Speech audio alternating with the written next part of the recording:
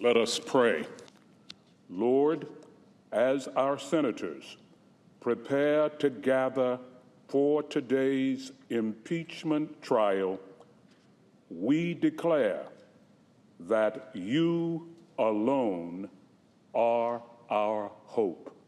An appeal to a higher authority for a just trial. But for most of the participants, this is a purely political affair. The Senate's Republican leadership determined to right what they see as the wrongs done to the president in the Democrat-controlled House. The House broke with fairness by cutting President Trump's counsel out of their inquiry to an unprecedented degree. Here in the Senate, the president's lawyers will finally receive a level playing field with the House Democrats and will finally be able to present the president's case. Finally, some fairness. But the Democrats who are leading the prosecution were furious at McConnell's attempt to severely limit the scope of the trial. Why should this trial be different than any other trial? The short answer is it shouldn't. But Leader McConnell's resolution would turn the trial process on its head.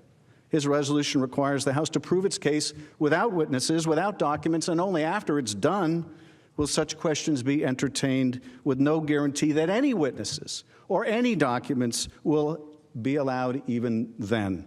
Witnesses will only be called if at least 4 Republicans side with the Democrats. Trump's defense team insisted a vote on that should only take place after opening arguments had been delivered. Well, one thing's for sure, this trial is going to be quite an ordeal for the senators who are acting as the jury. They won't be allowed to look at their phones for hours on end or take any reading material into the chamber. If they want to ask a question, they'll have to submit it in writing.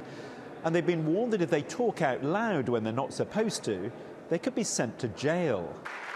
As for the man at the centre of all this, Donald Trump was in Davos, but clearly paying close attention to what was happening back home. The other's just a hoax. It's the witch hunt that's been going on for years, and frankly, it's disgraceful. The Republican majority in the Senate means it's unlikely Trump will be convicted. But lawmakers know the world will be watching how they conduct the trial of their own president. John Brain, TRT World, Washington.